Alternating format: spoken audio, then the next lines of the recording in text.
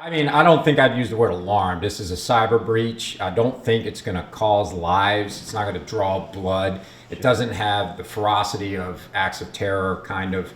But at the same time frame, we have to do something about it. We're responding to way more breaches than the SolarWinds breach. You know, you've read about maybe in the last week, 4 different zero-day attacks against Microsoft Exchange. Appears like that threat actor went a little bit broader than the SolarWinds attack. So long story made short, we have about 550 folks on the ground responding to breaches right now, and I'm not sure the climate's ever been worse for the amount of work that we have. You don't want to spray and pray with a 0-day.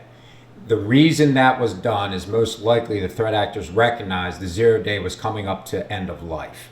So they just hit everything they could with it and put a backdoor in place. You know, they put the secret door in every single house in the neighborhood kind of thing. And that's what they did here. The backdoor that they put in place is exceptionally consistent with the Chinese threat actors. We don't have rules of engagement in cyberspace. Modern nations don't have rules they're playing by. And what I just saw was China doing something they don't normally do. So that means they're expanding, they're incrementing what they are thinking is permissible. So we're gonna have to define rules. In cyber, if you really assess the domain, the United States is actually not really winning right now, in my opinion.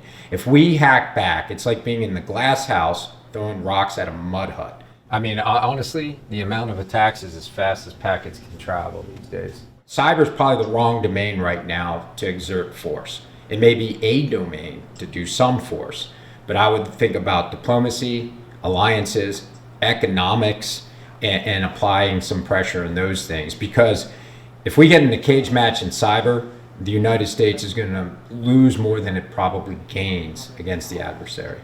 The Trump administration failed to prioritize cybersecurity. You know, governments were formed to protect their citizens. If we don't know who we're protecting from, we can't impose risk or consequence to those folks. So we got to know who did it. And that's going to take international cooperation. It's going to take supporting intelligence assets. It's going to have technical assets, human assets, whatever we need to do. But our allies can help. And I can tell you, everywhere in the world, the toleration for ransomware is coming down very quickly. People are getting tired of it.